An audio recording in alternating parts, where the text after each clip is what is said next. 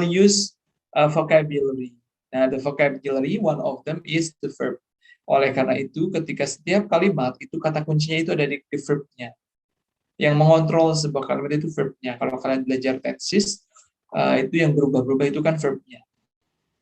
Makanya, semua verbal communications is the opposite of non-verbal communication. Jadi ada verbal communications, ada non-verbal communications. Kalau verbal communications berarti semua komunikasi yang menggunakan kata-kata. Makanya namanya verbal communications.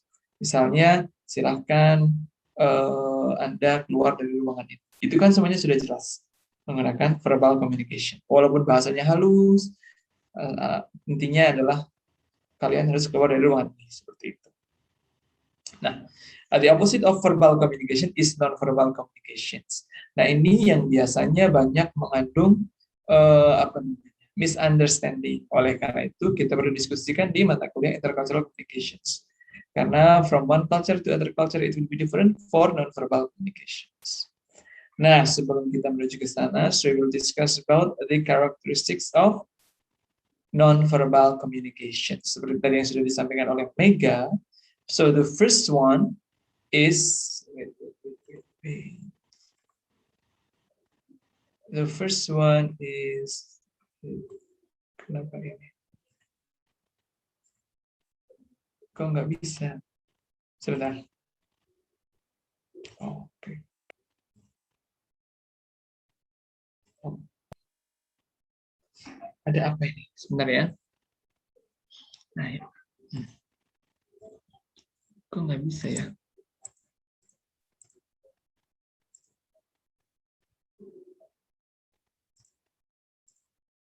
Ini ya. The first one is continuous. Nah, ketika kita ngomongin continuous, nggak bisa. Non-verbal communication is continuous. Jadi, you do not control whether your non-verbal is interpreted as communication message. Jadi, yang namanya continuous ini berarti berlangsung terus-menerus. Continue. And you don't control. Nah, ini.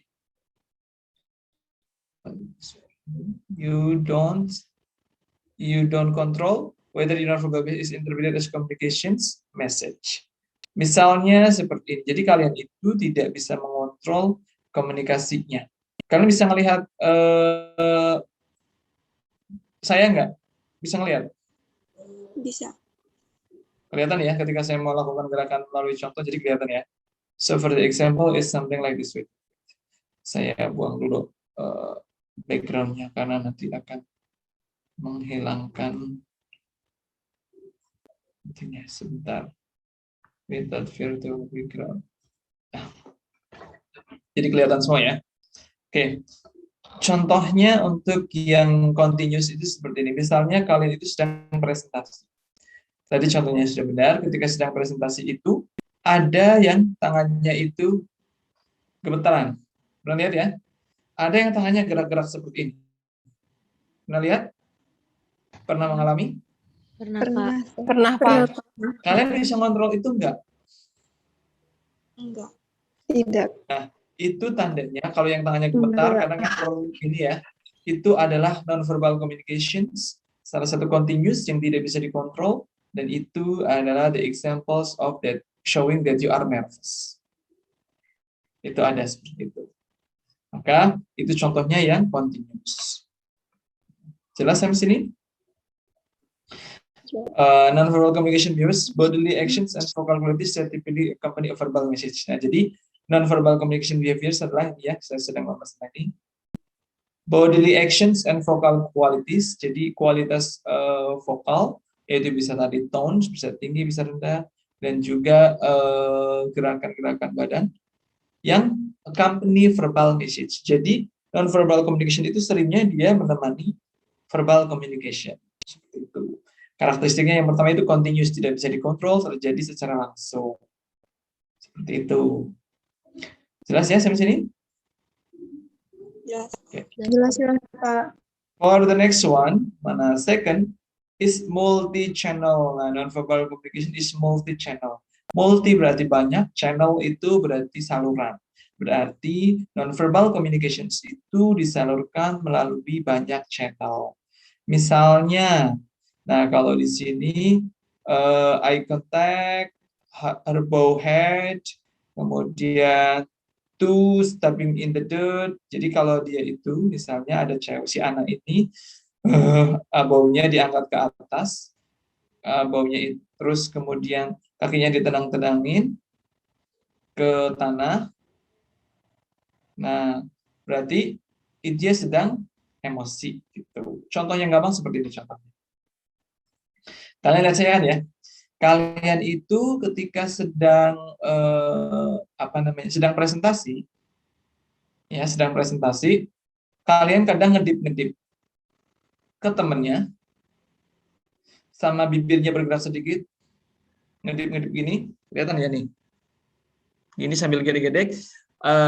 Ketika misalnya, okay, no, do you have any questions? Nah, biasanya kalian itu sambil ngedip-ngedip, kemudian geleng-geleng sedikit, sama dengan wajah, mimik wajah memohon. Sering pernah melakukan itu? Pernah. Itu artinya apa? Minta buat tidak bertanya. Memohon teman-teman supaya jangan Bertanya. Jadi multi channel. Jadi di situ ada multi channel. Jadi melalui mimik wajah iya, gerakan mata juga iya, tatapan mata juga iya, supaya memohon supaya jangan nanya gitu kan. Benar? Jelas? Jelas. Jelas, Pak. Yang selanjutnya, yang ketiga itu intentional or unintentional. Jadi yang namanya non-verbal communication, sometimes intentional. Seperti tadi, contoh ketika presentasi kalian ngedip-ngedip ke teman, jangan nanya. Bisa juga unintentional ketika kalian nervous. Misalnya saya pernah masuk kelas kalian nggak sih secara offline? Belum pernah kayaknya ya? Belum, Pak. Belum, Pak. Jadi kalau kelas offline itu, karena saya ngajar intercultural communication, saya tahu mana siswa yang sudah baca, mana yang belum. Itu akan ketahuan. Ketika saya mengajukan pertanyaan, anak yang membuang muka itu tidak siap untuk menjawab pertanyaan. Jelas ya?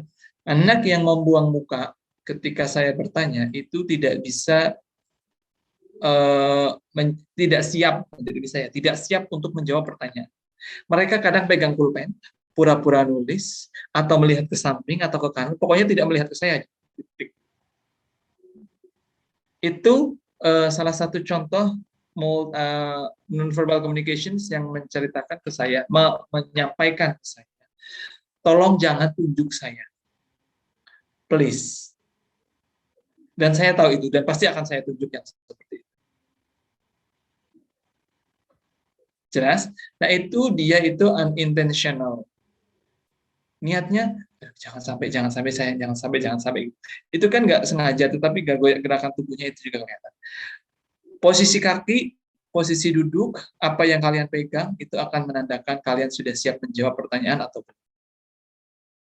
Nah, jadi bisa intentional, bisa unintentional. Nah, misalnya di sini smirk itu ya gimana ya smirk itu? Gitu. Bahwasanya misalnya gini. Misalnya gini nih, kalian lihat saya. Misalnya kalian itu di kelas tuh ada anak yang suka, misalnya teman kalian lah, tidak harus di kelas. Kalian itu punya teman yang istilahnya tuh nggak bisaan, tapi gayanya semangat. Terus dia ngomong, dia itu tuh kemarin nilainya bagus gara-gara gue bantuin loh, gitu kan. Yang kalian yang biasa dengar biasanya nyontek, kalau teman ini yang ngomong kayak gitu biasanya nyontek ke kalian, kan pasti gitu ya. Dalam hati bilang, najis. Pernah nggak? Jadi mimik sering. Misalnya lagi orang yang jarkoni atau jarkoni, apa ya jarkoni itu bahasa Indonesianya ya? Ngajar-ngajar tapi tidak dilakoni. Jadi seseorang yang biasanya saying that okay, you have to do this, you have to do this, you have to do this, you have to do this, you have to do this, but in reality that person doesn't do what he said. Jadi cuma di mulut doang gitu. Jadi ketika kamu misalnya gini gampangnya lah, Kadang kan ada tuh orang yang suka ceramah-ceramah. Oh, kalian tuh harus beribadah, harus ini, harus ini, harus ini. Ngomongnya tuh yang alim banget. Tapi kelakuannya, misalnya ya, kelakuannya itu bajingan misalnya. Kan ketika ngomong kayak gitu kan pasti kalian akan mengernyit, smirk. Alah, kayak lu ngerjain aja gitu kan. Bahas dalam hati akan berkata seperti itu kan unintentional seperti itu. Misalnya lagi ketika kalian dapat tugas banyak, terus kalian ngeremes apa misalnya, lagi kesel, ngeremes apa tiba-tiba nabrak meja atau gini-gini pernah sendiri Pernah, ini? Pak. Nah, itu kan unintentional. Itu contohnya. Jadi kadang intentional, kadang unintentional seperti itu. Kadang disengaja, kadang tidak disengaja. Jelas ya? Selanjutnya, the fourth meaning is ambiguous. Ambiguous berarti artinya itu macam-macam. Bisa meaningnya itu banyak di antara satu tempat yang lain. Karena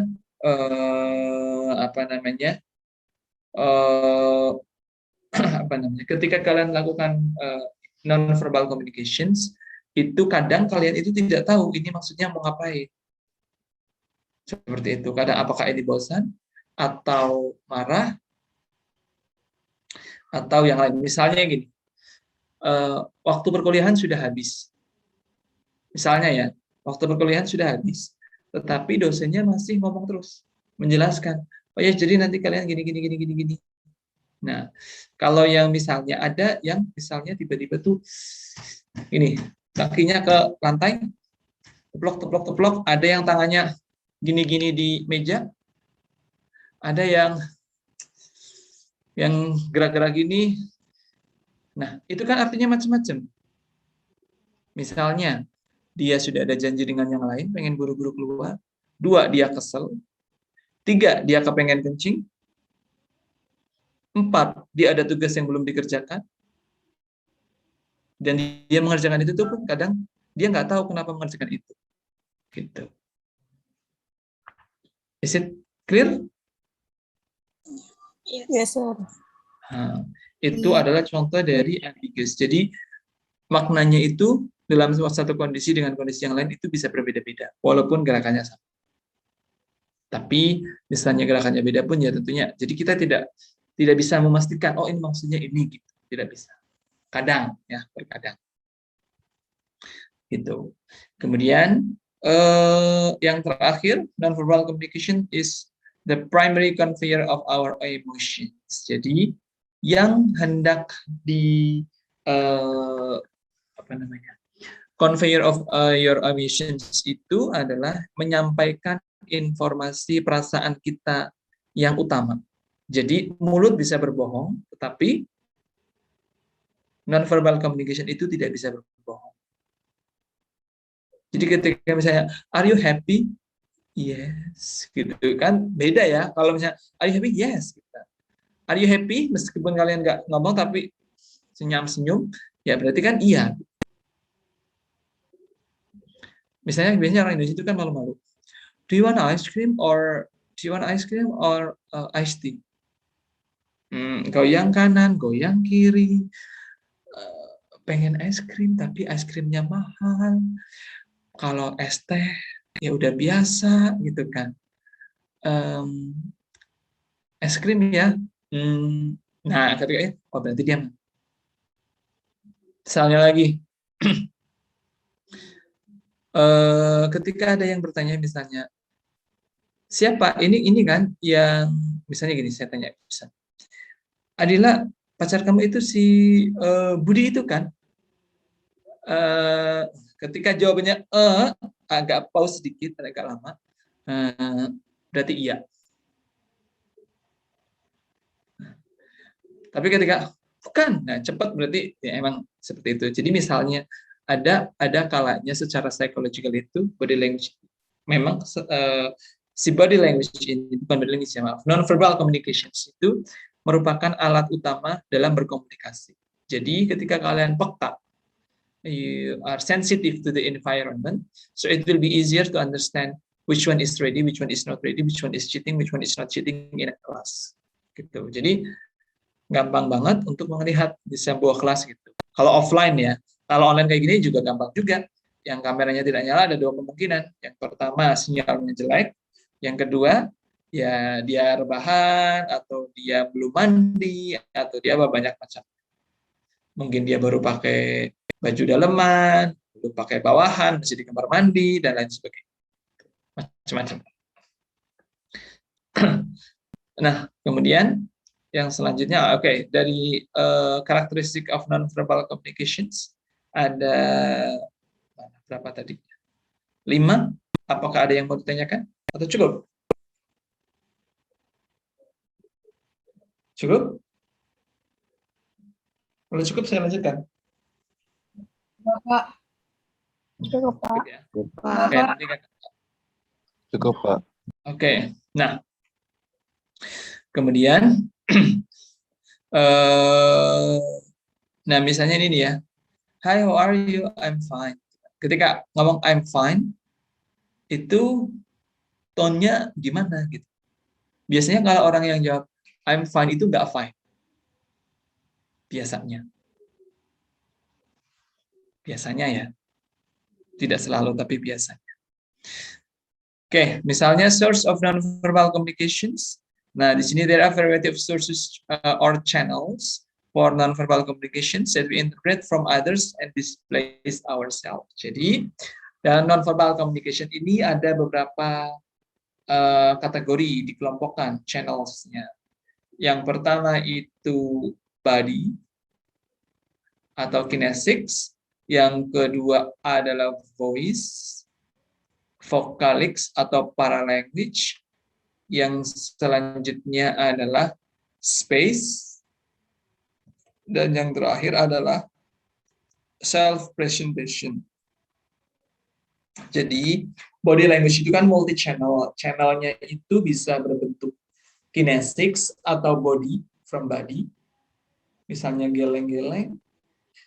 Kemudian ada voice atau paralanguage, misalnya tone-nya naik tinggi, nanti akan kita bahas.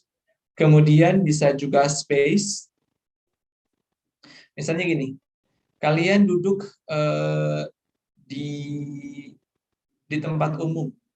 Kalau dengan teman yang sangat dekat, itu nempel. Jadi akan kelihatan, kalau yang misalnya kalian itu tidak begitu dekat, pasti akan jaga jarak. Ngomong pun jaga jarak. Nah, kemudian kalau self-presentation itu bagaimana kalian menampilkan diri sendiri. Nah, sekarang kita akan bahas satu persatu.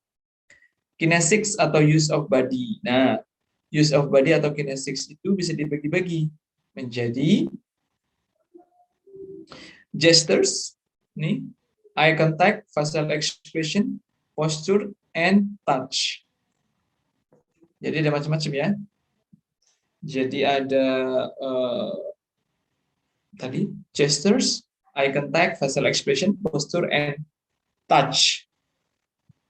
Silakan ya satu-satu. Misalnya kalian gestures are the movements of your hands, arms, and fingers that used to describe or to emphasize. Jadi kalau gesture itu penggunaannya adalah hands, arms, and fingers. Gitu. Jadi misalnya, jelas ya? Fingers, arms, misalnya ada pasti yang sangat terkenal kan, ada ini nunjuk, ada ya ini, ada ini sekarang. Nah, yang paling terkenal di antara semuanya adalah jari tengah, gitu. Ada juga ini, gitu. Jelas ya? Nah, nih some gestures disebut sebagai illustrators. Jadi beberapa gesture itu disebut dengan illustrators. Nah, illustrators itu apa? Augmentable message. Jadi sebentar. Simple talk with their hands far more than others. Jadi gesture ini di antara satu budaya dengan budaya yang lain itu macam-macam ya. Nah, salah satunya itu ada yang disebut dengan illustrator. Illustrator itu digunakan untuk mengilustrasikan sesuatu. Misalnya ini to express when you say about this high atau banyak atau sedikit. Nah, ini kan illustrator pakai hands. Atau gini nih biasanya ya. Ya gini. Ya enggak? Iya. Gitu. Jadi sebagai illustrator. Kemudian selanjutnya, nah salah satu contoh yang lain juga disebut dengan emblems. Emblems itu gesture itu di bawah gesture itu ada illustrators and emblems. Emblems can stand alone and substitutes completely for words. Jadi emblems itu dia sendiri, tidak bersamaan dengan verbal communication. Contohnya adalah ini. Jelas ya? Kelihatan nggak contohnya? Kelihatan. Kalau buat anak-anak misalnya, tidak perlu ada kata-kata. Diem. Kalau nggak diem, tak sentil kamu loh. Gitu kan? Ya, jadi itu adalah emblems namanya. Jadi gesture itu juga macam-macam. Nah, jadi bisa. Atau enggak?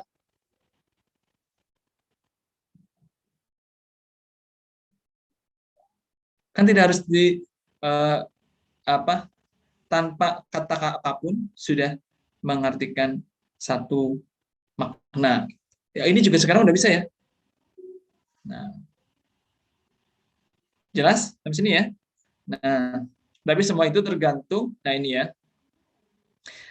Emblem have automatic agreed upon meanings in particular culture, but specific meaning assigned to a specific gesture can vary across cultures. Jadi emblems itu di antara satu tempat dengan tempat yang lain itu biasanya macam-macam maknanya, intinya gitu.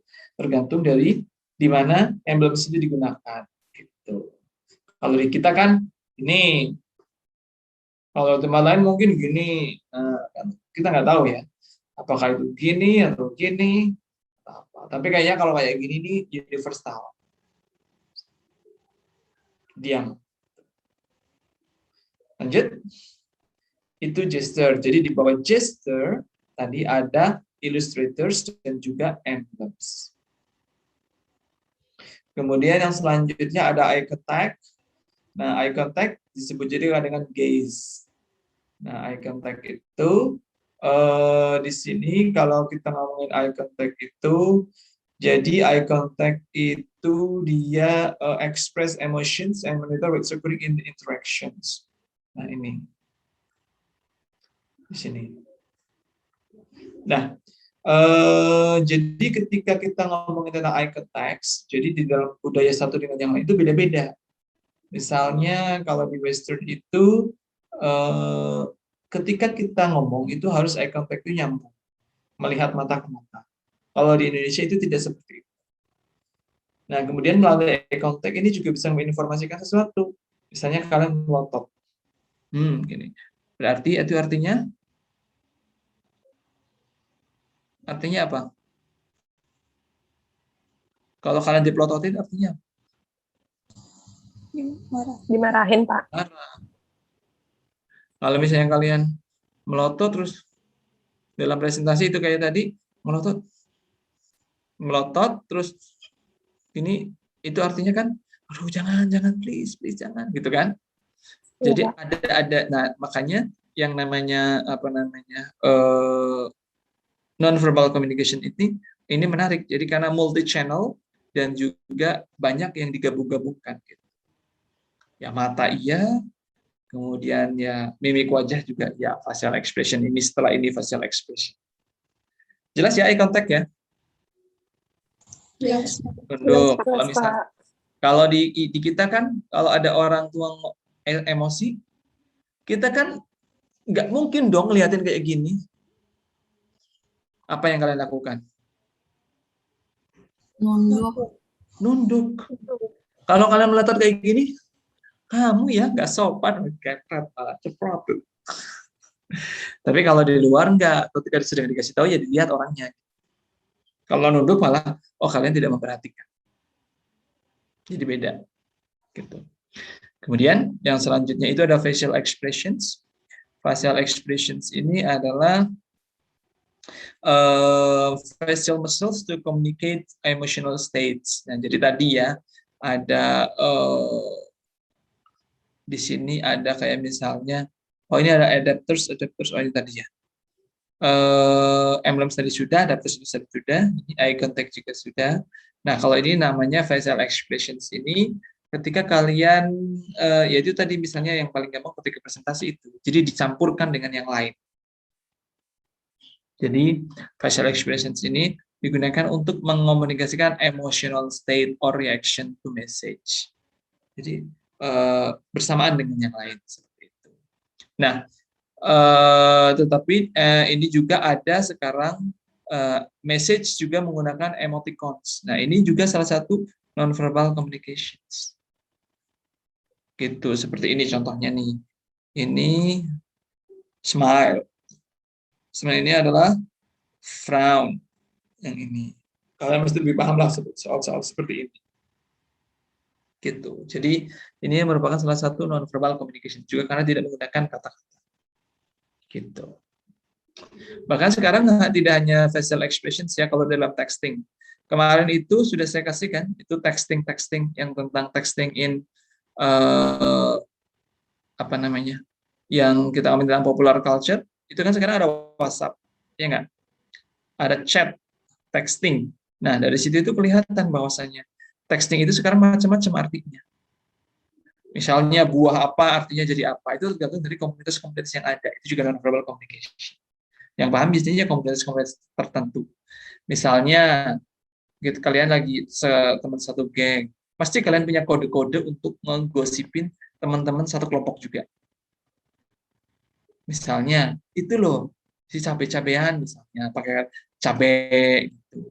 Ah iya, dia kan terong-terongan, misalnya terong, misalnya. Pernah gitu nggak dulu sekolah? Atau sekarang masih? Nggak salah ya. Jadi kan, ya pasti ada lah kayak gitu yang jadi kalian mau ngomong juga, kalian satu kelas misalnya. Tapi mau ngomongin di depannya, si cabe kemarin itu. Kan bisa aja ya, apalagi kalau di sekolah, offline. Dulu juga saya gitu soalnya. Ya nggak akan jauh beda lagi. Ini tuh si itu gitu. Kalau saya dulu nggak pakai kalau saya pakai inisial biasanya. Tapi inisialnya kita ganti. Gitu. Jadi di dalam texting, kalau dulu kan saya nggak ada texting tuh. Kalau sekarang kan kalian ada texting. Jadi mungkin banget kalian menggunakan texting tersebut. Selanjutnya ada posture. Posture itu the positions and movement of your body. Nah, jadi ketika kalian harus memposisikan body kalian. Misalnya, kalian itu ini, duduk sebentar. Kalian duduk gini, perkuliahan. Ini artinya apa? Artinya apa kayak gini? Males. Ini dosen ngomong apa sih? Ya bisa bingung. Tadi kembali lagi ambigu ya. Mungkin dia bingung, mungkin dia malas. Ini deh, kalau kalian nanti ke mall, kalau secara psikologi body language itu, ilmu tentang gesture, ketika orang kayak gini, dia itu malas, bosen. Silahkan kalian ke mall, ketika kalian melihat ada bapak-bapak bersama dengan ibu-ibu, ibu-ibunya lagi milih-milih. Bapak-bapaknya kok kayak gini, dia udah pengen pulang. Silahkan perhatikan. Nah, jadi apa yang saya dapatkan ketika saya mengajar itu, I'll always apply in real world. Jadi, oh iya, saya perhatikan. Duduk misalnya. Duduk itu ketika kalian duduk di kelas, dengan kayak gini, atau yang seperti ini, itu beda artinya. Cara megang pulpen, itu pun juga akan kelihatan. Itu memberikan makna. Itulah tadi adalah karakteristik yang kelima. Body language itu adalah main atau sumber utama yang mengekspresikan emosi kalian. Jadi kelihatan. Nah, itu namanya posture. From your posture, others interpret. Jadi orang lain bisa menerjemahkan apakah kalian memperhatikan, respect atau tidak, dominan atau tidak. Itu. Nah, kemudian di sini ada yang namanya body orientation. Di dalam posture itu ada body orientations, yaitu your posture in relation to other persons. Nah, misalnya if you face another person squarely, direct body orientation. Jadi kalau kalian berdiri kemudian hadap-hadapan, berarti itu direct body orientation. Kemudian ada juga indirect body orientations, itu ketika two people's postures are at angles to each other, samping-sampingan. Gitu. In many situations, direct body orientation signals attentiveness and respect. Jadi ketika hadap-hadapan, benar-benar hadap-hadapan itu berarti kalian menunjukkan kalian itu memperhatikan dan juga menghormati. Tetapi kalau tidak selalu seperti itu ya, kebanyakan. Kalau yang indirect body orientations, non-attentiveness dan disrespect. Gitu. Jadi misalnya kalian di interview itu ya duduknya hadap-hadapan lurus. Tidak, jauh beda seperti itu. Jelas ya sampai sini? Nah, ini nanti itu jadi beda-beda ya per budaya. Kemudian yang selanjutnya kita punya yaitu haptics. Haptics itu adalah the interpretations of touch. Nah, kan kalian pakai tangan nih, arms and other body parts to pat, hug, slap, kiss, pinch, stroke, hold, embrace, and tickle others. Nah, touch ini menandakan meaningnya. Misalnya kalian nyentuh teman, gini. Misalnya ini badan kalian ya, kelihatan ya tangan saya ya. Ada nggak yang nyentuhnya gini? Ini. Beda nggak? Ini, gitu. Ini sama ini. Misalnya Mega mau manggil Adila, tapi lagi pengajian, kan nggak mungkin. Adila, nggak mungkin. Paling nggak. Ketika seperti ini, dengan seperti ini, kira-kira dekat yang mana? Dekat yang pertama atau yang kedua? Yang kedua. Itu kalian kan sudah mengalami. Itu namanya haptics. Nah, misalnya kalian ketemu teman, kalian ngapain? Cipika-cipiki, hug, atau nampar, atau kiss, atau pinch. Hug paling. Hug. Apakah semuanya di hug? Tidak. Walaupun sesama cewek, enggak kan? Enggak. Iya, Pak. Gitu kan ya biasanya ya. Wah, langsung peluk-pelukan, cium kanan, cium kiri. Nah, itu semua tergantung dari kedekatan seseorang. Gitu. Jadi, haptics ini tergantung. Nah, antara satu budaya dengan budaya yang lain juga bergantung. Saya sendiri pun ada kalanya saya hug ketika orang itu sangat-sangat dekat. Sangat dekat tetapi budayanya nyambung. Misalnya saya punya beberapa teman dari Middle East. Kalau waktu itu saya pernah ketemu teman dari Middle East, dia datang ke Indonesia, kita ketemu di pasar kebetulan pas pertama kita ketemu, ya udah dia lari, terus dia peluk saya dan dia cium saya. Itu udah biasa buat dia. Ya karena memang sudah terbiasa, ya saya juga biasa aja. Yang tidak biasa adalah siapa? Orang yang melihatnya.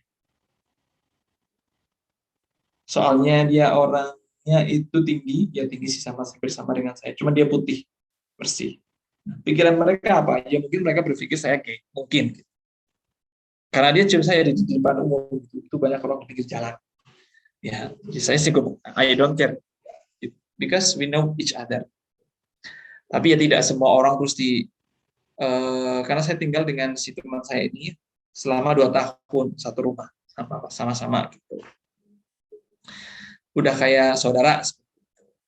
Tapi saya pun tidak berpelukan dengan saudara kandung saya, karena itu bukan budaya saya. Nah, jadi interpretations of touch antara satu orang dan orang lain itu macam-macam. Ada teman saya juga, kalau saya tidak mempraktekkan itu, karena menurut saya itu sungguh menggelikan. Jadi gini contohnya, dia berpelukan. Kalau berpelukan itu, kalau secem berpelukan kanan kiri. Jadi kepala di sini, set, kemudian di sini, set. Jelas ya? Set. Ketika berpelukan, kita pet belakangnya. Ini. Dah, 1, 2, cukup. Sudah cukup. Ada teman saya, setelah itu selesai, dengan temannya ya, saya tidak ikut-ikutan. Tapi ini untuk orang yang orang Middle East juga, dengan hidung mancung. Dan saya tanya, kok saya nggak lihat, I don't see you do that with every one from your country. Kemudian dia bilang, ya kita hanya mengerjakan ini terhadap keluarga saja yang dekat. Setelah berpelukan, mereka hidungnya, ini hidung nih, hidung. Bayangkan ini hidung. Itu dia gini, 1, 2, 3. Bayangkan kalian di depan kalian. Gila kali ya. Bisa dibayangkan? Ya mereka oke lah ya, hidungnya mancung-mancung. Lah kita hidungnya pesek. Ya enggak? Kalau mau praktek seperti itu, apa yang nempel? Bibirnya duluan, bukan hidungnya. Ya enggak? Nah, itulah budaya. Jadi kalian harus kuliah keluar sana supaya bisa ketemu budaya yang macam-macam. Itu touch. Ada juga teman saya Arab lucu juga. Dia orang Arab, main pas kuliah di India itu. Dia tidak tahu kalau jadi dia main ke rumah temannya yang orang India. Nah, jadi kalau di India itu kan ada istilah blessing, dipegang kepalanya gitu, sama yang lebih tua, didoain gitu. Berarti udah.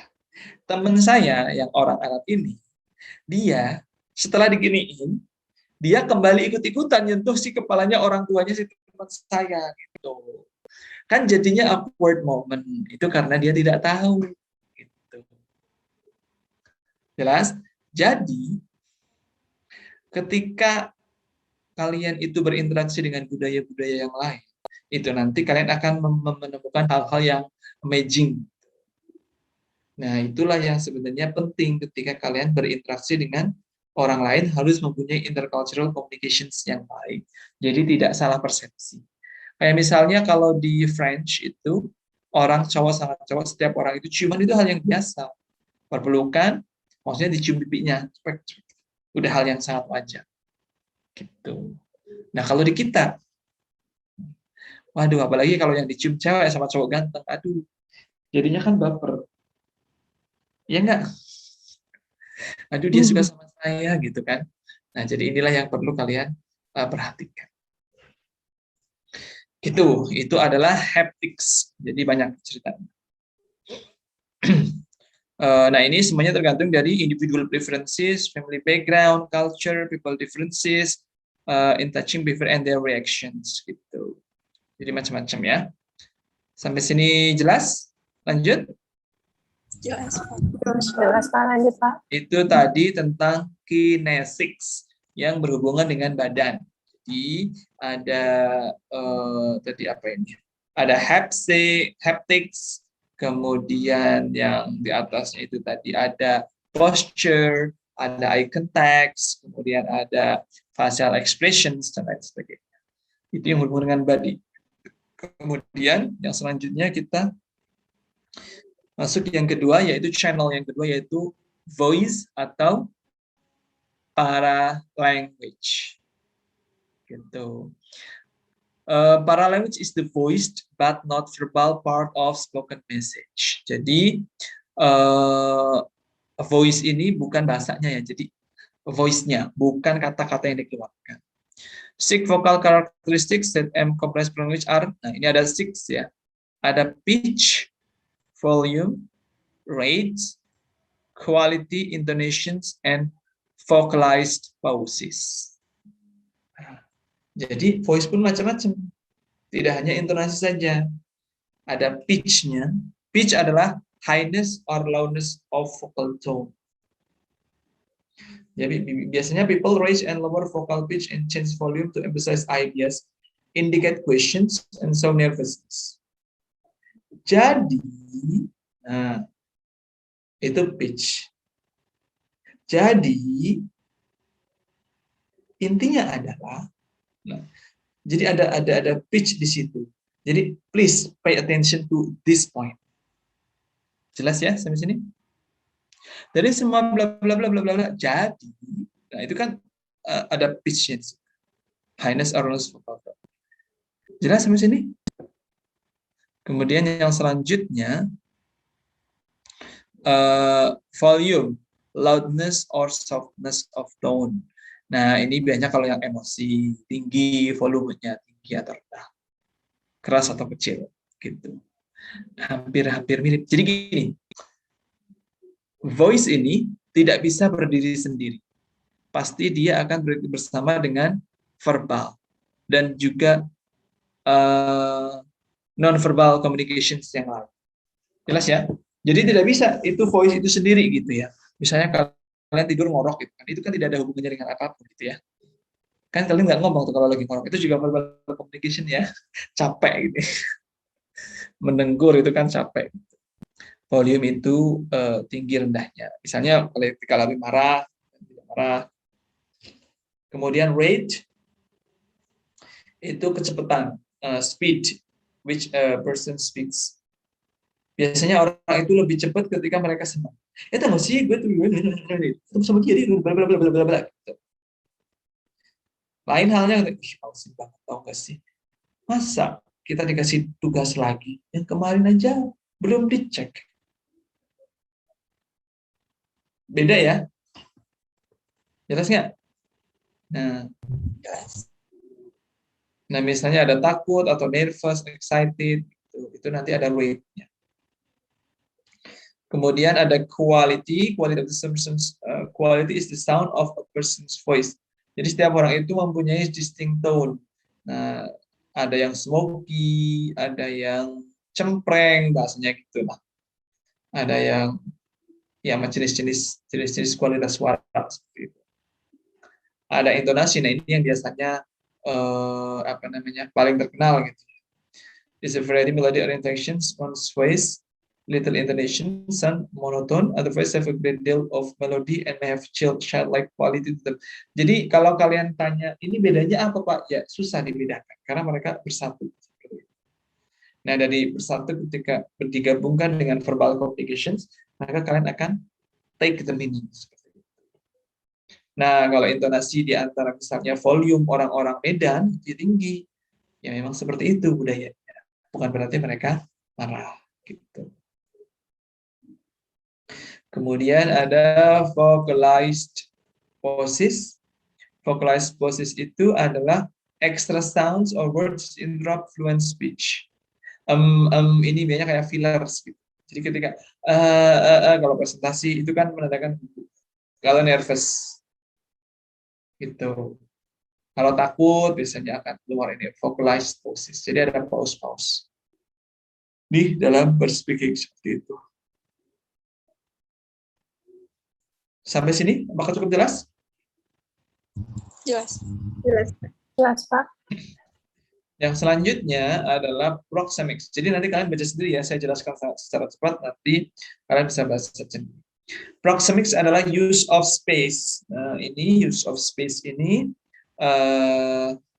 have been means of conversation with someone that you felt was standoffish or pushy. Nah, standoffish berarti dia itu istilahnya kalau pushy itu kan mendorong. Jadi ini contohnya gini. Saya itu kan lumayan tinggi, ya nggak tinggi banget ya, lumayan tinggi lah, tapi nggak peke gitu kan. Nah, tahu peke ya? Yang Sunda mah tahu ya. Ini kan bahasa Sunda. Nggak boncel gitu lah. Nah, waktu saya kuliah dulu, itu kan temannya kan teman-teman internasional waktu S2. Itu ada teman dari Amerika Latin. Kepalanya segini, kalau di saya, kalau ketika berdiri. Dia itu orangnya pushy. Pushy itu, kalau menurut saya ya, jadi kalau dia ngomong, dia itu deket-deket gitu. Dia cewek masalah. Dan namanya orang Amerika Latin, bajunya itu, ya sorry to say, some part of the boobs will be visible. Jelas ya maksudnya? Jadi bajunya segini nih. Gitu. Ada kelihatan sedikit. Nah, jadi kalau dia ngomong itu dia cenderung dekat gitu, melebihi batas kenyamanan orang untuk ngomong. Jadi kadang saya itu duduk-duduk sama teman-teman di anak tangga, di mana kalau saya mundur pasti jatuh dan mati. Nah, kalau dia ngomong mendekat, itu mendekat. Gitu. Sementara dia kan, ini nih. Nah, kan nggak mungkin dia ngomong saya lihat ke atas matanya, atau dia ngomong saya lihat ke samping gitu. Kan nggak mungkin. Gitu. Jadi ada kalanya saya merasa tidak nyaman. Nah, itulah yang perlu diperhatikan oleh kalian. Tidak semua orang itu nyaman ketika ngomong. Nah, itulah kalian harus tahu tentang use of space. Space normalnya itu seberapa dekat gitu. Karena orang itu kadang akan merasa terancam dengan space-space tertentu. Jelas ya sampai sini? Nah, Jelas, Pak. ini namanya proxemics. Nah, kemudian, nah ini ada teorinya adalah personal space, yaitu jarak yang kalian jaga ketika berinteraksi dengan orang lain. Nah, ada personal space. Jadi, oke, ini adalah jatah saya ini segini. Pokoknya kalau situ udah melebihi jatah space yang biasanya saya taruh, berarti situ adalah orang yang terdekat saya atau saya merasa dekat dan aman berada di dekat orang itu. Jelas ya? Dan ini tentunya antara culture yang satu dan culture yang lain itu beda-beda. Jelas ya? Selanjutnya itu biasanya seperti ini. Cara-cara tentang space. Nah, gini. Zone A, intimate space. Jadi, ketika di zona A ini, 1,5 feet itu intimate. Misalnya, suami istri, atau orang-orang yang penting buat kalian, anggota keluarga, dan orang-orang yang benar-benar punya kalimat yang kedekatan yang dekat banget sama kalian. Nah, kalau udah personal distance menjadi friends, ya udah ya kenal doang. Itu sudah ada di zona B. Nah, ini teman yang Amerika Latin saya itu zona B, tetapi dia mengambil zona A. Jadi saya merasa terancam dan tidak nyaman. Jelas ya maksud saya? Coba bayangkan misalnya ada cowok yang gede, lebih tinggi dari kalian cuma kenal, ya udah teman sekelas. Terus tiba-tiba dia ambil zona A. Takut nggak kalian? Takut. Enggak. Serem. Tiba-tiba dipeluk kan kalian nggak bisa ngapa-ngapain. Ada zona C, business associates and acquaintance. Nah, zona C ini yang udah masuk ke orang-orang yang acquaintance itu yang tahu nama saja gitu. Kemudian ada zona D, public distance strangers. Nah, ini udah orang asing. Biasanya kalau kalian itu dengan dosen itu biasanya ada di zona B atau C. Kalau yang galak biasanya zona C. Ya enggak mungkin kalian berani deket-deket. Nah, kalau yang kalian merasa nyaman, maksudnya oke lah gitu. Biasanya oke, zona B. Gitu. Kalau udah masuk ke zona A, nah ini udah multi tafsir. Jelas ya? Kalau di Indonesia. Kalian bisa melihat, oh mereka deket, oh mereka nggak deket. Oh mereka, oh biasa sering bareng, itu kelihatan. Jalan pun akan kelihatan ketika jalan bareng-bareng. Lanjut ya. Ini social distance dan seterusnya. Kemudian kita ada physical space.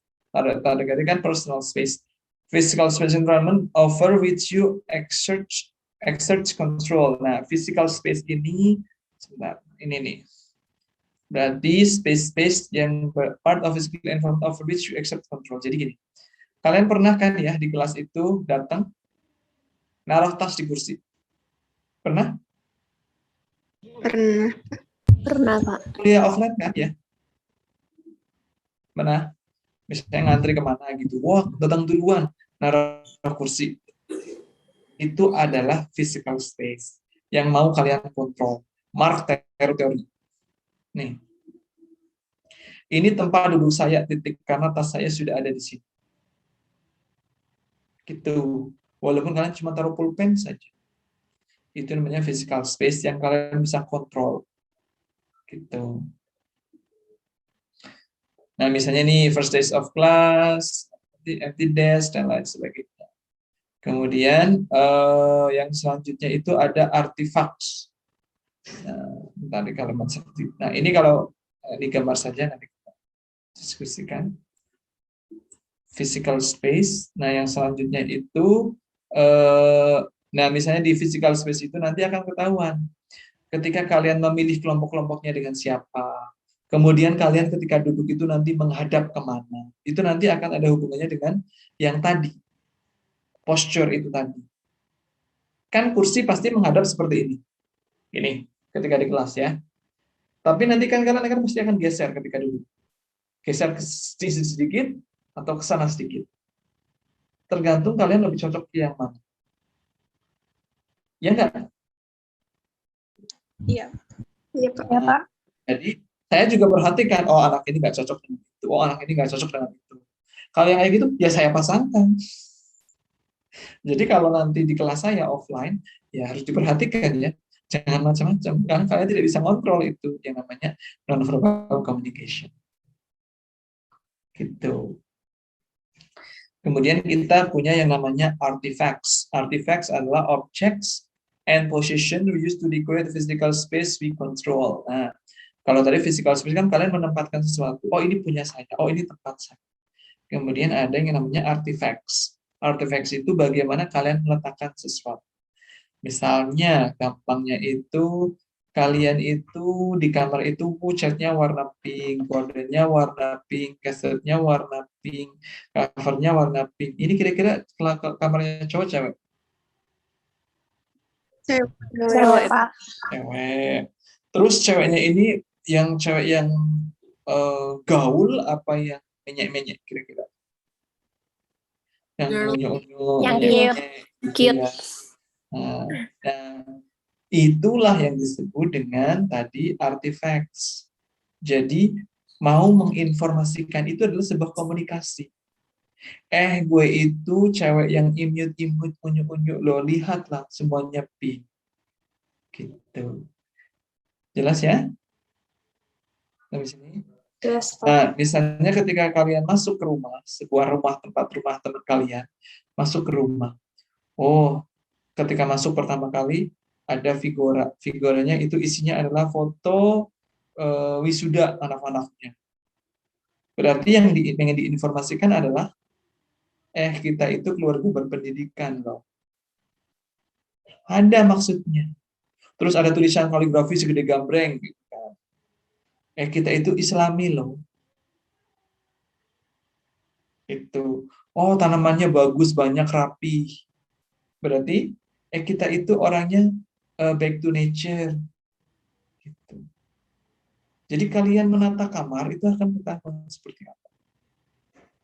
Akan menunjukkan apa yang pengen kalian sampaikan pada dunia. Itu namanya artifacts. Jelas sampai sini? Jelas, Pak. Nah, kemudian yang selanjutnya, channel yang selanjutnya yaitu self presentation cues. Nah, self presentation cues ini adalah how we look. Jadi bagaimana kalian, appearance-nya seperti apa. Itu ada physical appearance, clothing, and grooming, and use of time.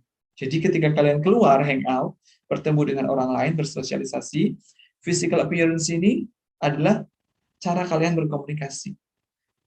Nah, misalnya, endomorphs adalah physical appearance yang shape round and heavy and stereotype as calm, gentle, and jovial. Jadi kalau endomorphs itu adalah shape-nya itu bulat, berat. Kemudian biasanya di orang yang bulat dan bulat itu biasanya, oh ini orangnya baik, senang, gentle. Mesomorph itu yang kuat, energetik kayak bahasa kita tuh apa ya? Atletis lah badannya. Yang energetic, outgoing, and confident itu physical appearance. Jadi orang-orang yang misalnya suka ke gym, berarti itu pengen mesomorph. Kalau orang ya udah sih santai aja, ya udah sih gue gemuk gak apa-apa, gue chubby nggak apa-apa, itu endomorphs. Kalau ectomorphs ini yang aku harus diet nih padahal udah kurus. Ectomorphs. Gitu. Biasanya yang pinter-pinter. Biasanya itu stereotipnya. Jadi ada endomorphs, mesomorphs, and ectomorphs. Nah, kemudian ada clothing and grooming. Nah, clothing and grooming itu berarti bagaimana kalian itu menyampaikan pakaian yang kalian pakai. Ah, saya mau pakai baju pink, kerudungnya pink, tapi yang besar, pakai roknya juga pink. Saya nggak pernah mau pakai celana, kemudian harus yang longgar, tidak mau yang slim fit. Berarti kan itu aku adalah seorang cewek yang islami dan cute. Nah, itu yang ingin disampaikan. Oh, aku mau pakai kerudung yang warnanya hitam, bajunya hitam, jaket, ada tulisan-tulisannya. Kemudian aku nggak suka pakai rok karena nggak bebas. Nah, soul-nya itu pengen yang bebas. Sepatunya juga, jadi dari pakaian kalian, yang cara kalian berpakaian, itu akan kelihatan. Gitu. Tapi kadang pakaian bisa menipu. Pakaian cantik, jiwa dajjal banyak. Ada ya? Ada ya. Pakaiannya bagus, muslimah, bla bla bla. Cowok juga, kayaknya mau alim, tapi jiwanya dajjal juga ada, banyak. Itulah kalian harus hati-hati juga. Nah, itu clothing and grooming. Nah, sekarang macam-macam kan. Misalnya, aku mau pakai kerudung yang tusuk sana, tusuk sini. Stylish gitu. Bunganya ada bunga mawar, bunga kantil, semuanya nyampur di sini. Ini berarti kan mau sesuatu yang, aku itu yang anak gaul, yang terdepan, fashionista. Misalnya, tidak mau ketinggalan. Ada yang cuman, ya udahlah, pakai tinggal lep gitu kan. Kerudung yang sudah siap saji. Gitu. Tinggal celup jadi. Itu juga ada. Nggak mau ribet. Gitu. Berarti orangnya simpel. Kan ketahuan dari cara pakaian, ini cewek dandannya lama, ini dandannya cepet, ini ribet nih kalau mau dandan, ini nggak ribet. Nah, ini semua menyampaikan pesan seperti itu. Jelas ya, untuk clothing and grooming pastilah ya, kan bisa kalian lihat dari kehidupan sehari-hari. Yang cowok juga, ada yang cowok yang ya udahlah apa adanya aja lah. Ya udahlah, celana gue bolong juga nggak apa-apa lah, yang penting masih ada sempak yang tutupin, gitu kan ya. Bisa aja, ada. Kalau saya kan nggak mungkin. Celana lu bolong misalnya Raka, celana lu bolong. Iya kan gue sempakan, kan nggak kelihatan. Emang lu lihat? Kan nggak. Berarti ya udah sih. Nggak peduli omongan orang. Ada yang, alis gue hilang sedikit. Aduh, aku ke kamar mandi dulu. Nah, itu penting banget penampilan.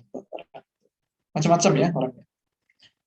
Kemudian, bedangnya sompal. Ayo kita tambal dulu. Macam-macam.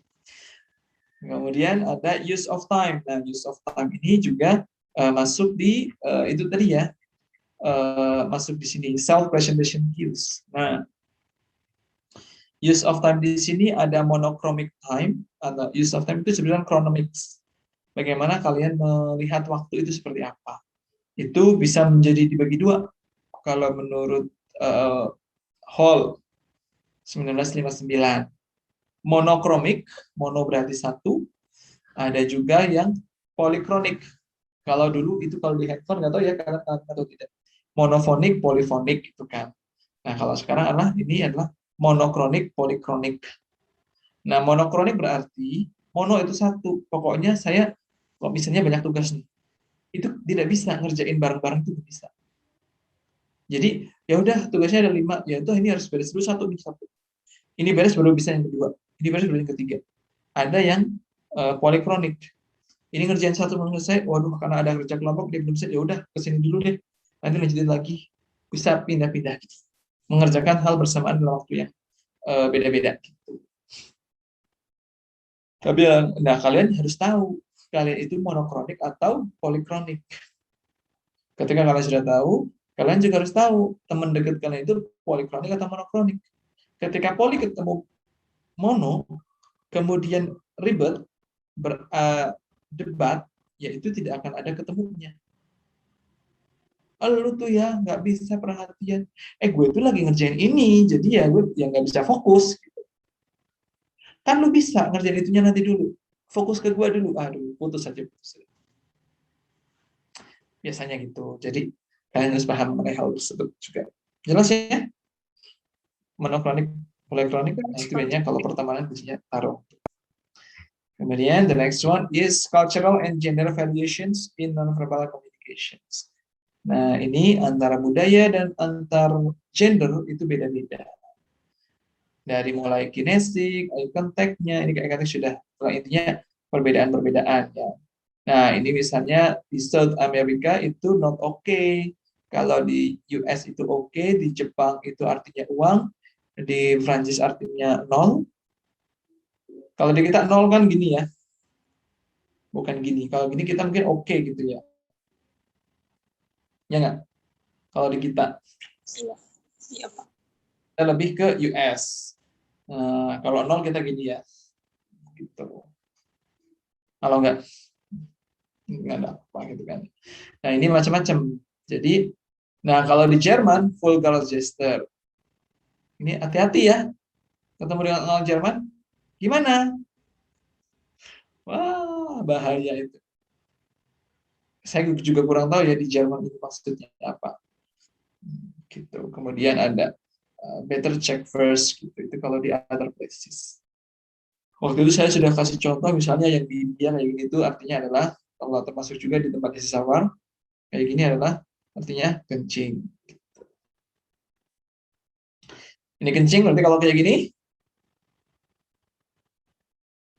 ya, lawannya kencing ya. Itu jadi macam-macam dan kalian harus belajar bertanya ketika mau kemana. Karena ketika salah persepsi, salah gesture itu bisa bermakna macam-macam. Itu yang non verbal, yang verbal pun macam-macam juga. Misalnya kalau di Sunda itu gedang itu artinya apa gedang? Paya. Pepaya kan? Kalau di Jawa itu gedang itu adalah pisang. Nah, kalau pepaya itu artinya adalah gandul. Nah, jadi dari verbal juga mungkin ada, non verbal juga ada macam-macam. Kemudian ada facial expression and gestures antara cewek dan cowok itu juga beda-beda. Di antara satu budaya di tempat lain juga beda-beda. Termasuk para language, haptics dan seterusnya. Ini mana nanti proxemics dan juga territory. Nah ini karena kita artifacts ini kan cuma perbedaan-perbedaan saja, kalian bisa baca lah, intinya kan poinnya sudah paham. Nah, terus yang terakhir itu interpreting non-verbal messages. Bagaimana kalian menginterpretasikan non-verbal messages? Ya kalian yang pertama itu yang harus kalian ingat adalah don't assume. Jadi jangan berasumsi. Wah, dia kayak gitu berarti dia marah. Belum tentu. Harus di cross check dulu. Misalnya ada orang deket-deket nih. Misalnya Mega deket sama Nur Fatim. Kampret, ambilin dong gitu kan. Itulah panggilan deketnya. Nah, Adila yang nggak lihat, misalnya ada dari tempat lain, teman sekelas. Ih, ya Allah, si Mega itu orangnya kasar banget gitu kan. Si Nur Fatimah biasanya jawabnya, iya anjing, tunggu bentar apa anjing gitu kan. Itu kan hal yang biasa di antara teman. Iya nggak? Iya nggak? Ada kan yang seperti itu? Pak. Ada, Pak. Ada, Pak, ada. Nah, itu jadi jangan berasumsi ketika ada non-verbal messages. Jadi kalian harus melihat banyak. Jadi kalau pengen tahu ya harus bertanya. Nih, ada yang lagi masak kayaknya ya. Lagi bikin jus, kalau nggak bikin sambal pecel itu terlalu kencang itu suaranya tadi. Lanjutkan ya, bagus masak. Jadi ini instead of making automatic interpretations, jadi daripada kalian itu menjelaskan, kayaknya dia pasti marah deh, aduh gimana dong, bla bla bla gitu. Nah, jadi kalian harus consider cultural, gender, individual differences, and non-verbal behavior. Jadi harus diperhatikan nih macam-macamnya, yang lain-lainnya. Kemudian ada influences. Nah, ketika kalian melihat itu, kalian lihat juga dia dipengaruhi oleh apa, tontonannya apa, teman-temannya siapa, gitu. Jadi kalian harus sudah juga melihat ini konsumsinya apa nih yang mempengaruhi dia seperti itu. Oh, ternyata dia adalah anak Jawa yang tumbuh di Amerika. Pantes dia nggak doyan apa misalnya nasi gitu. Kalau ada udah anaknya buluk, coklat, misalnya ngomongnya pakai bahasa Inggris, terus disuruh makan nasi nggak mau, misalnya kalian punya saudara gitu jauh. Tetapi ketika apa namanya kalian ya Allah itu anak sombong banget suruh makan nasi aja nggak mau mintanya roti kan pengen ngepret ya ngomongnya pakai bahasa Inggris gaya banget udah buluk juga gitu kan padahal dia backgroundnya adalah tumbuhnya di Amerika misalnya ada kadang kayak gitu jadi jangan lupa consider influences pay attention to non-verbal communications jadi harus perhatikan tadi ada gesture ada kinesics dan lain sebagainya kemudian use perception checking nah, ketika kalian apa namanya melihat seseorang bertingkah sesuatu jangan lupa dicek oh kalau orang dari sana biasanya kayak gini nggak ya dicek oh kalau orang dari sana biasanya kayak gini nggak ya dicek jadi kalian tidak oh ternyata dia orang apa namanya orang Medan oh, orang Batak oh iya pantas kalau dia ngomongnya keras nah ini kalau kalian sending non-verbal messages nah ini yang kalian harus hati-hati itu kan tadi intentional unintentional jadi be conscious. Hati-hati, kalian harus benar-benar sadar apa yang kalian display. Bisa aja kalian display, oh saya mau semangat gitu, tapi ada lemas, capek, bayarnya nggak semangat, hidupnya kayak gini, gitu ya. Ini kan kalian karena capek, bukan semangat. Gitu. Kalau yang semangat kan pasti walaupun capek, hidupnya pasti akan, nah saya akan gini, ini memperhatikan. Kalau udah kayak gini kan, bagi kalau online udah kayak gini. Terus kadang ada yang kakinya dilipat lah, jegang lah, itu kalau sekarang itu kelihatan. Macam-macam. Jadi harus hati-hati. Be purposeful. Nah, jadi ketika menggunakan non-verbal communication itu, ya hati-hati dan usahakan non-verbal communication yang kalian gunakan itu benar-benar mendukung apa yang kalian ucapkan. Facial expression, relax box posture, dan lain sebagainya. Nah, misalnya ketika kalian itu presentasi, kalian kan biasanya kan tangannya gemeteran tuh, ya nggak? Salah satu metode supaya kalian tidak gemeteran, pegang pulpen atau marker. Jadi kalian tidak, atau yang satu tangannya, kalau pengen aman lagi, pegang spidol atau apapun. Ketika kalian mau presentasi, pakailah pakaian yang ada sakunya. Masukin tangannya ke dalam saku. Jadi yang bergerak cuma satu saja. Itu cukup. Karena kalau kalian bergerak dua-duanya, itu jadinya kalian kayak paduan suara. Jelas ya? Nah, itu salah satu cara. Kemudian don't distract from your message. Jadi jangan sampai kalian kelihatan senang tapi wajahnya cemberut, kan ada tuh.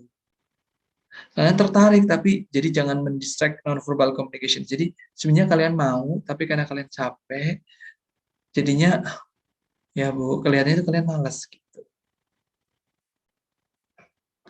Jadi hati-hati juga. Kemudian make communication match. Jadi ya ini hampir sama lah be purposeful itu tadi, harus sesuai. Adapt non-verbal behavior to the situations. Jadi ya harus beradaptasi situasinya seperti apa. Di mana harus ditentukan. Sudah selesai. Ada yang mau ditanyakan?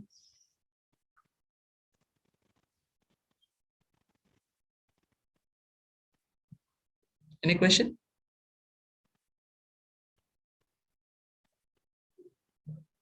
Halo, saya bertanya. Dari saya. Cukup? Cukup, Pak. Jelas? Jelas.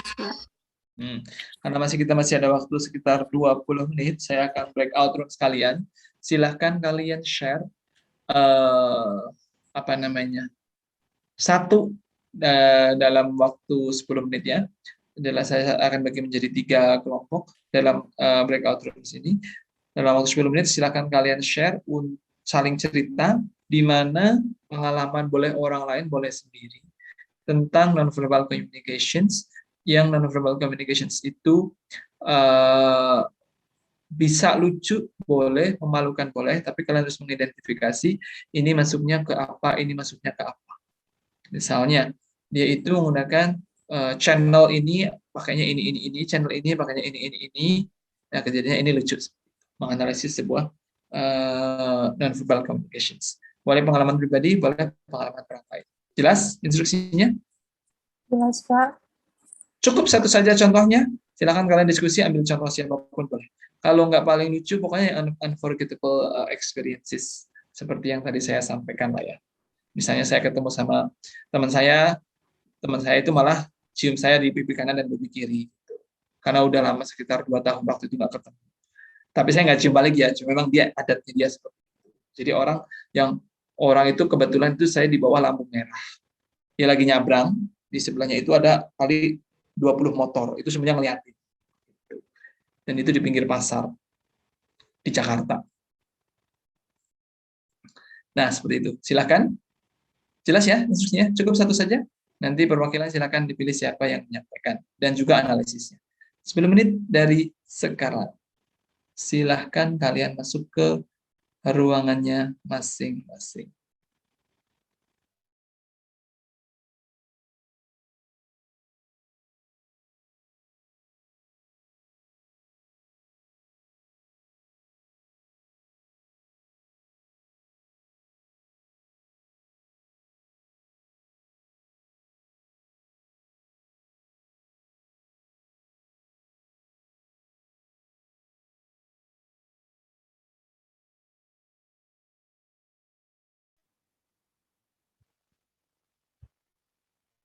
Ada Bang.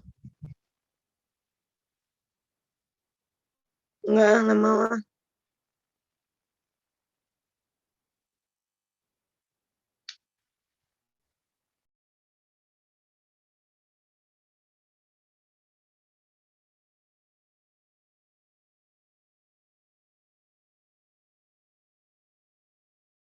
Suruh ngapain sih, Bang Kolil? Suruh ngapain?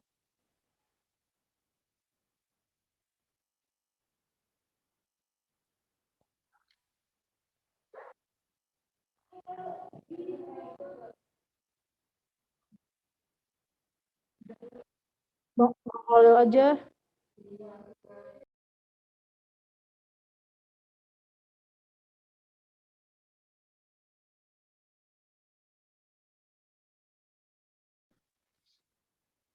Ayo tuh si Restu, Tasya, gue pun tadi ketiduran. Ya. Restu banyak anggota. Tasya aja tuh Tasya.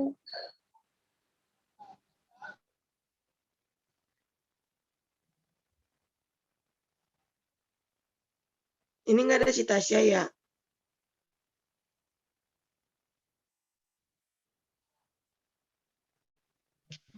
Ya udah tuh tadi yang baru paham siapa?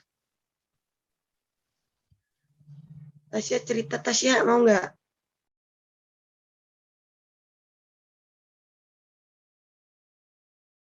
Lu kan biasanya cerita-cerita gitu. Gak ada pengalaman. Maksudnya gue nggak tahu non-verbal sama verbal tadi apa, gue ketiduran.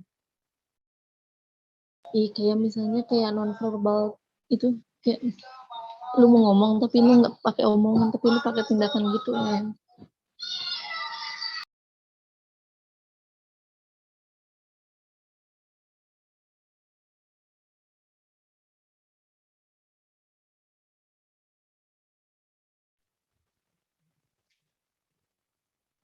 Itu juga dua doang kan, verbal sama non-verbal.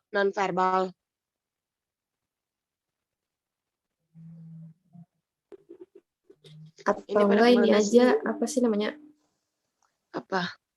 Tahu gak kalau misalkan kan kalian misalkan punya teman dekat nih. Misalkan kalian punya teman dekat banget nih, terus kayak udah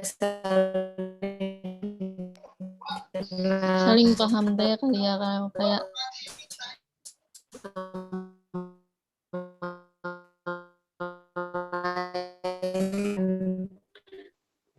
kalau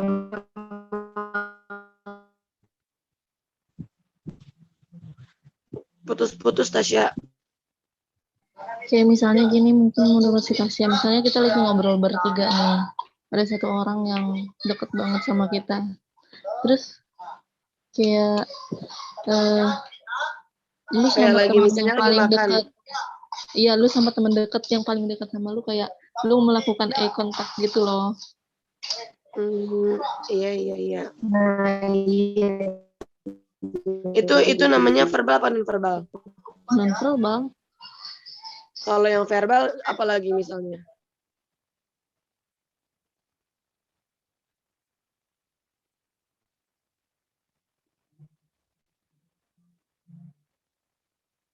Ayo nggak apa-apa, gue ada yang ngomong, tapi kasih tahu gue. Contohnya yang verbal doang deh. Apa?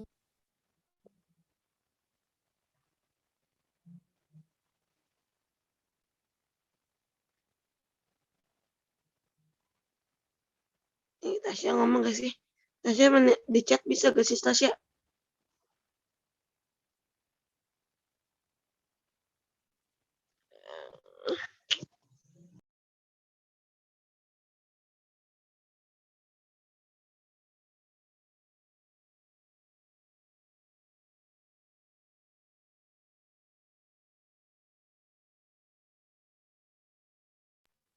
Oh, dimintanya satu aja, bukannya ini satu itu satu, enggak.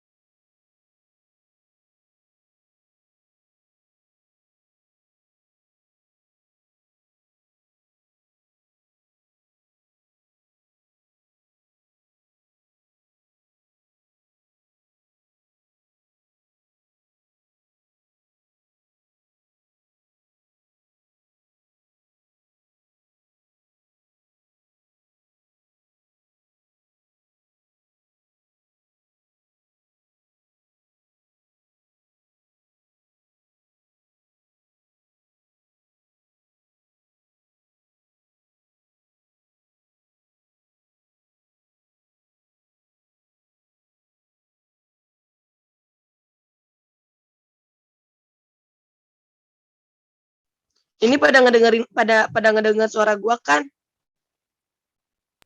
Iya denger em. Benar.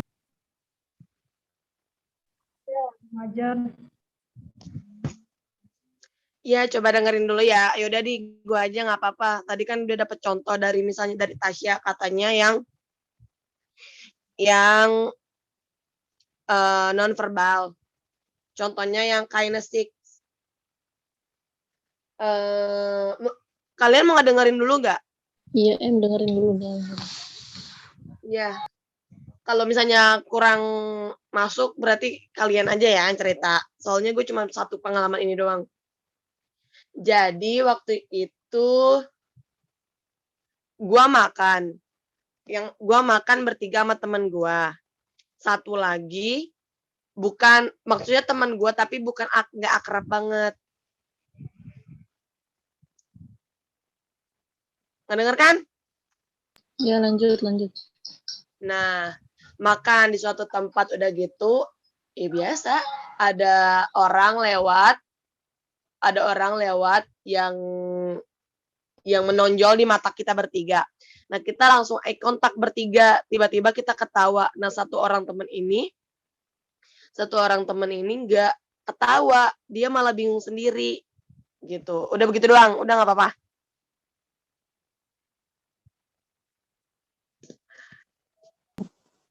Nggak apa-apa. Oh, ya udah gitu aja.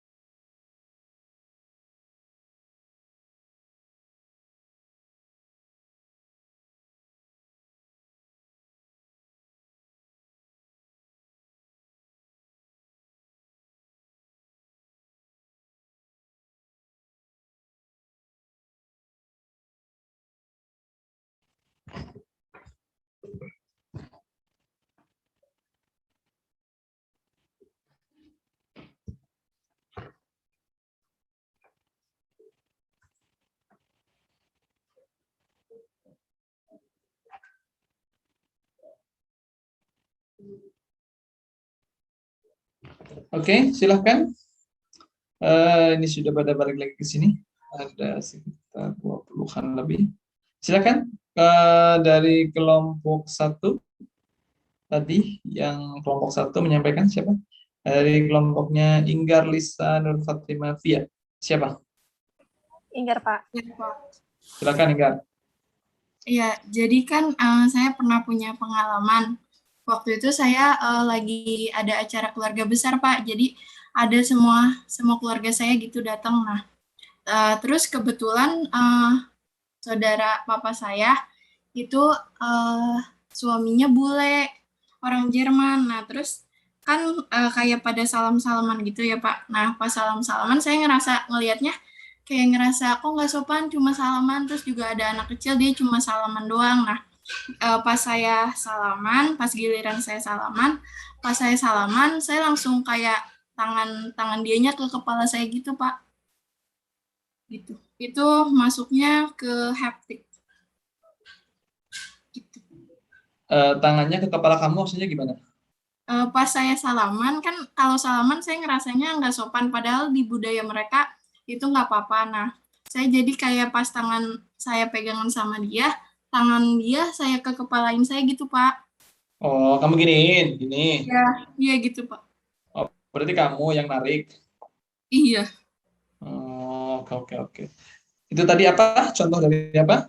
Haptik. Haptics yang definisi haptics adalah? Sebentar, Pak.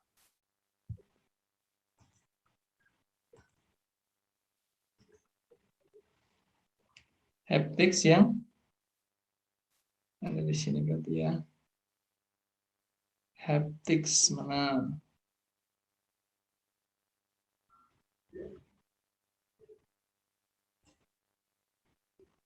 Touch ya. Haptics adalah the interpretations of touch. Iya, Pak. Oke, thank you. Via, selanjutnya dari kelompok 2 tadi. Saya, Pak. Silakan, Amalia. Wah, Medan ini. Suaranya keras. Silakan, Medan.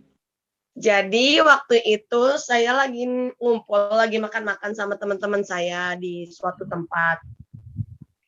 Itu saya makannya bertiga sama teman saya dan salah satu teman saya. Nah, salah satu teman saya ini kalau kita ketawa, dia ikutan ketawa, Pak. Apapun masalahnya gitu. Terus kita bertiga, tiba-tiba ada orang yang menonjol di mata kita, Pak. Kayak ngapain gitu kan. Terus kita bertiga tinggal gimana? Bentar. Ada orang yang menonjol buat kalian bertiga itu maksudnya bagaimana? Coba diperjelas. Maksudnya lucu gitu, Pak. Maksudnya kayak misalnya ya, Pak, waktu itu kita kan jomblo nih. Terus mereka ada cewek cowok nih. Kenapa? Terus masuk ke tempat makan aja harus ngobrol-ngobrol uwu gitu, Pak. Sok manis ceweknya. Terus kita bertiga langsung lihat-lihatan mata kan. Kecuali satu teman saya.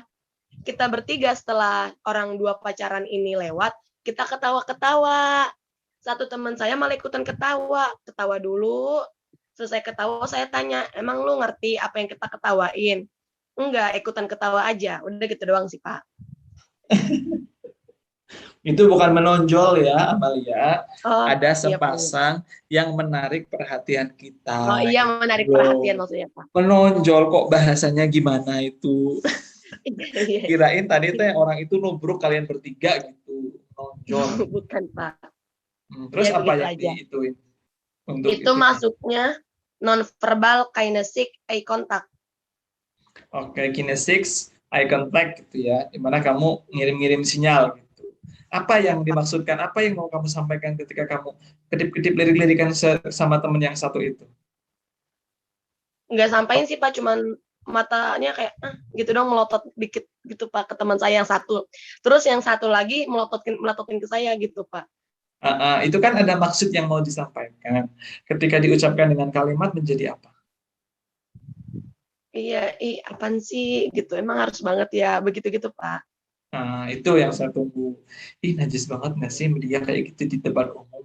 Itu kan intinya kan? Iya, Pak. Dengan sorotan mata yang penuh makna itu kan. Cewek berdua, Iya. gitu kan. Kode-kodenya itu langsung, najis banget nggak sih gitu. Pacaran di depan umum dengan bertingkah seperti itu. Itu juga saya sering.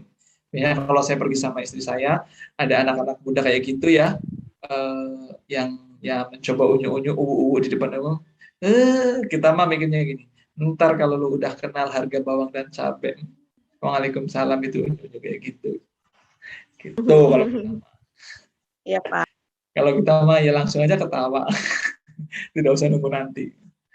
Oke, selanjutnya yang terakhir, yang belum, Kelompok 3, Pak. silakan agak. Jadi ada keluarga yang jauh gitu, Pak. Jadi keluarga ini jadi keluarga jauh gitu. Jadi kurang deket gitu kan, Pak. Nah, terus pernah satu kali ketemu gitu. Terus pertama ketemu tuh dia kayak langsung meluk cepika-cepiki gitu, sedangkan sayanya tuh kayak kurang nyaman buat langsung bisa peluk atau cepika-cepiki gitu. Jadi saya nyamannya paling kayak salim kayak gitu doang, Pak. Terus itu menurut kelompok saya masuknya ke haptics sama facial expression, mungkin dari sayanya kayak bingung gitu. Terus kalau dari beliaunya kayak ya seneng aja gitu ketemu. Gitu. Ada satu lagi sebenarnya, apa? Masuk ke Personal space. Personal space. Jadi ada banyak yang terjadi di situ ya. Jadi personal space-nya terinterfere, kemudian touch-nya juga tidak merasa nyaman, kemudian tadi apa lagi? Satu lagi apa tadi? Facial expression. Ya, facial expression-nya jadi apa sih gitu kan? Gitu, karena merasa tidak nyaman gitu. Gitu. Oke, ada yang mau ditanyakan sampai sini? Pas banget pukul 9.40. Tidak ada? Sudah cukup jelas, Pak. Oke. Kalau sudah cukup jelas, nanti kalian bisa baca lagi, pelajari lagi. Nah, ini kan lumayan menarik nih. Jadi kalau kalian baca, kalian pahami, nah itu nanti bisa kalian jadi, siapa tahu, sumber-sumber skripsi. Banyak sekali. Kalau kemarin kan kita juga ngomongin tentang identity kan sudah ya. Nah, itu identity juga belum banyak itu yang meneliti tentang identity. Seperti itu. Kalian kan belajar mata kuliah quantitative and qualitative research in language education. Nah, itu bisa meneliti tentang identity, bisa meneliti tentang, pokoknya dari topik-topik yang di intercultural communication itu banyak yang bisa diteliti. Seperti itu. Harapannya semoga kalian bisa ya menemukan sebuah data ataupun inspirasi dari topik-topik yang ada di sini. Karena jarang yang diteliti tentang intercultural communication. Seperti itu. Oke, kalau tidak ada yang mau ditanyakan, silakan tulis namanya sebelum saya tutup untuk pertemuan hari ini. Silakan. 1 menit saja.